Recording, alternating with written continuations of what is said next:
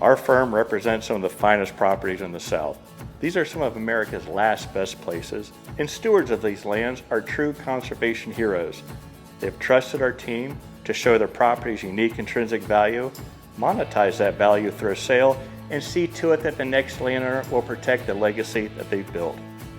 As part of our 30th anniversary, we created a short film series honoring these landowners and telling their story. Today's story is certainly one of a kind. You'll hear about Oldfields Canyon, what acts like a bathtub drain for a 10,000-acre lake that flows directly into the Floridan aquifer. You'll hear how over thousands of years it exposed a treasure trove of flint, making its first landowners so wealthy that they built a prehistoric city here. You'll see the tallest Indian mountain in Florida, which for hundreds of years acted as North Florida's capital. You'll learn why in 1824 it was named Oldfields by the territory's first surveyors. Your understanding of America's first people is about to be forever changed. In the modern era too, this property has been revered. Today's conservationists have continued to honor this land, as it's been turned into a recreational paradise. It's no exaggeration to say it offers some of the best trophy, deer, wild quail, and turkey hunting found anywhere in America. You'll see some of the best examples of Greek Revival architecture and recreational facilities designed to enjoy God's great outdoors with others. By now, it probably won't surprise you to learn that this property was deemed so important to the citizens of the state of Florida that the governor and the cabinet purchased the development rights, ensuring that the ancient city would remain undisturbed and wildlife and recreation would remain its future. It's hard to imagine they were just 17 miles from the steps of today's capital. We know this property well. I've been a part of it a long time and excited to share its story. Welcome to one of Florida's most significant places. Welcome to Oldfields. To tell today's story, it's best to start with the past. Here, that means going back 150 centuries to the oldest known evidence of humans in all of North America.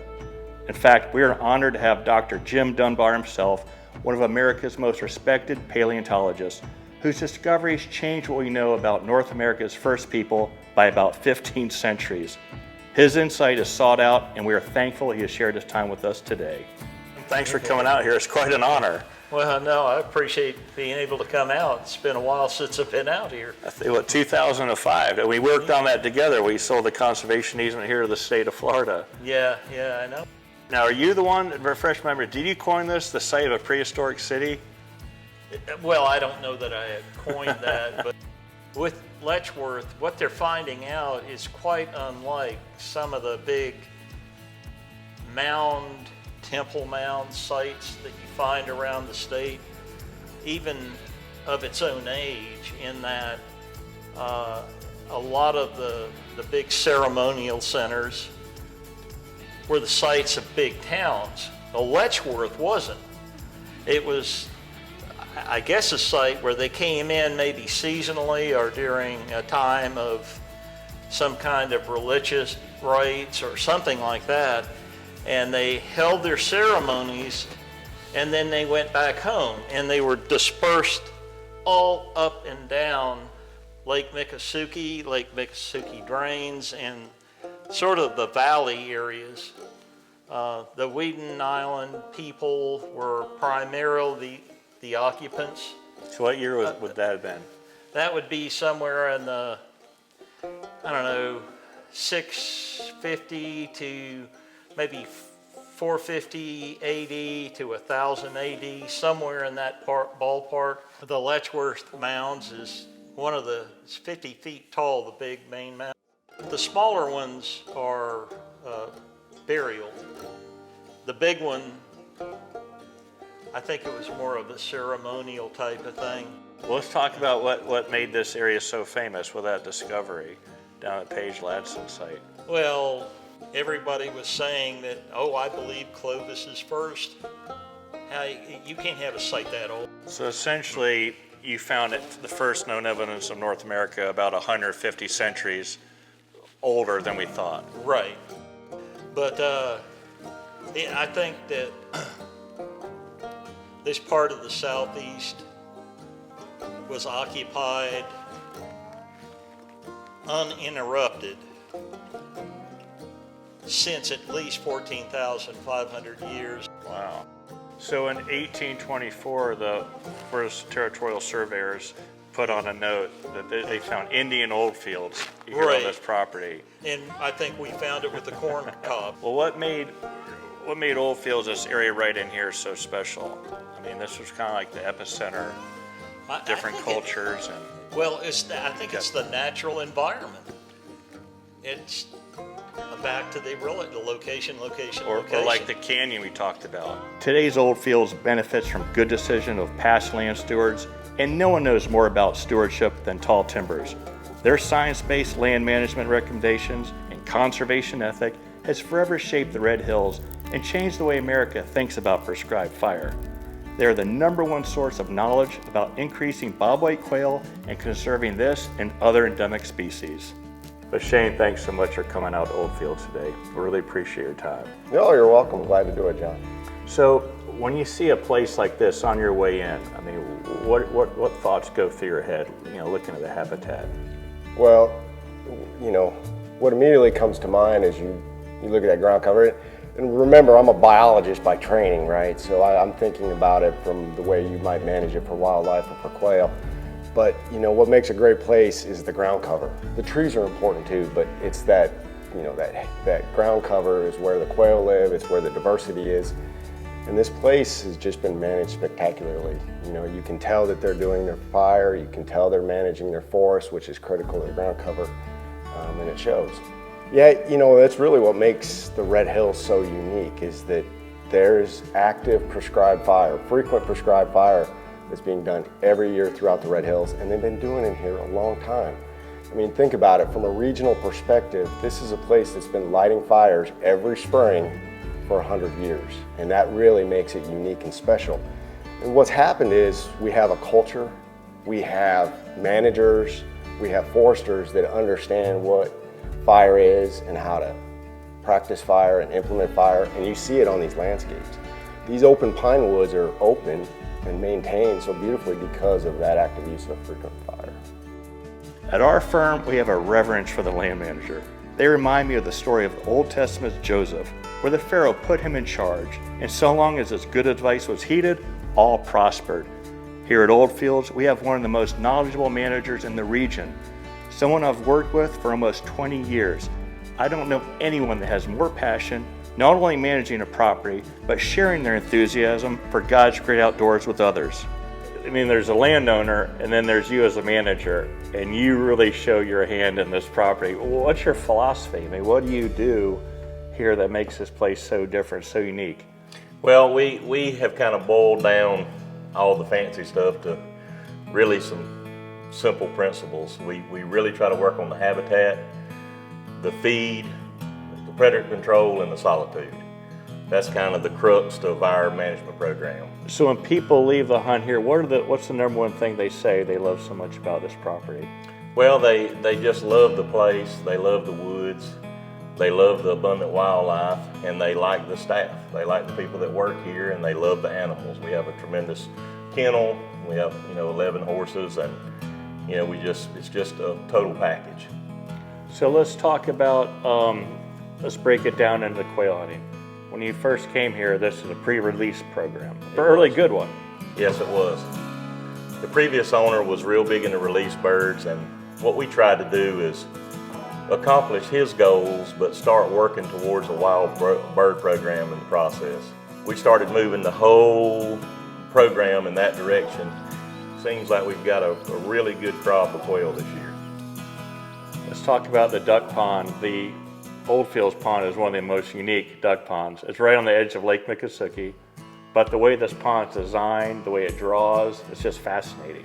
What's nice about Old Fields is you have a ringneck or diver duck pond that we flood deep, and then we also have a shallow pond for wood duck and teal.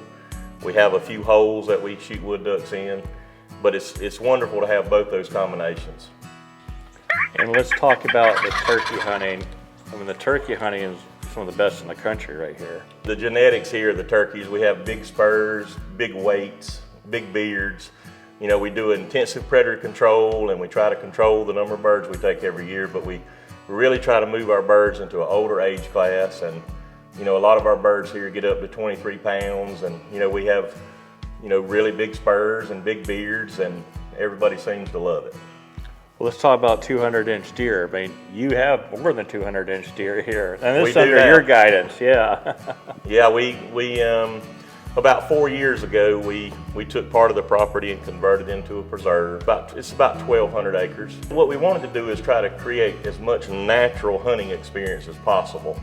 You don't see the fence very much. The food plots are, located in the right places. The other thing we wanted to do is we wanted to bring our number of deer down from our native deer, try to increase our buck-doe ratio and our age class. And that's real hard to do in North Florida without a preserve. So we were able to put that together, and the fruit is ripe. It's about 4 years old.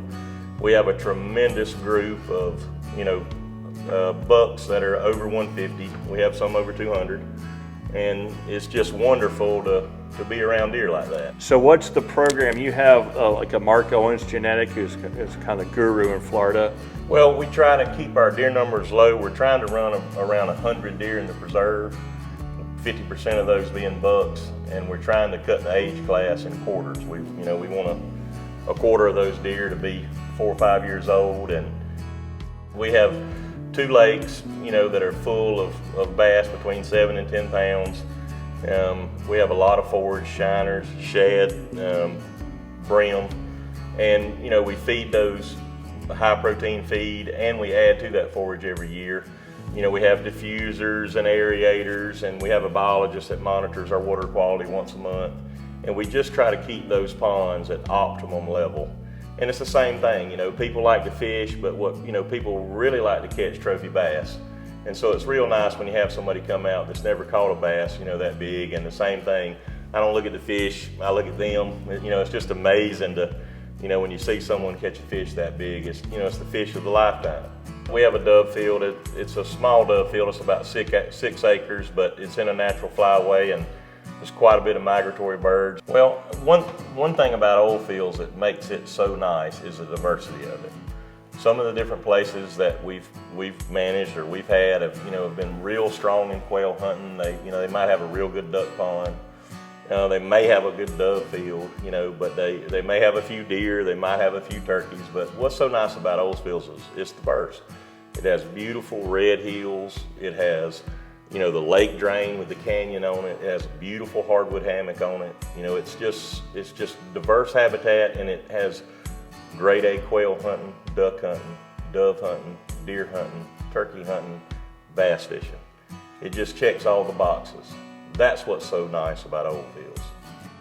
From Florida's tallest Indian mound, built 18 centuries ago, to one of modern Florida's best examples of Greek Revival architecture, there's something about this place that lends to great building. The home here was built by none other than Skip Sheffield and designed by Ginger Wetherell Scott, the same team that gave us the FSU President's Mansion and several other notable plantation homes. Greek Revival architecture first became popular in the 1830s as symbolic of America's new form of democracy, which was invented by the Greeks. To do it right, Greek Revival style has to follow a basic set of ratios and shapes. It's much harder to accomplish than most realize. What they built here is a historically accurate and architecturally correct exterior with a modern interior. Inside features a Winchester Firearms original display cases, heart pine, a theater, workout room and office, a saltwater pool, detached garage, gardens, and a 975 square foot guest home complete the setting. Not to be outdone, the kennel at Oldfields is one of the finest of any plantation and home to 20 seasoned bird dogs. The nearby stables for the plantation's 11 walking horses is a combination of open air and traditional design and has its own living quarters. The equipment barn is solid steel construction and well designed for storing and serving the roughly $250,000 in equipment and supplies. We hope that you've enjoyed this inside look at Oldfields, how this land has shaped our nation's history, and how sportsmen and other conservationists came together to preserve it for future generations. Remember too, God created this world, but He gave mankind dominion over it. We'd like to share our gratitude to the 150 centuries of landowners that came before us for being great stewards of this very special property.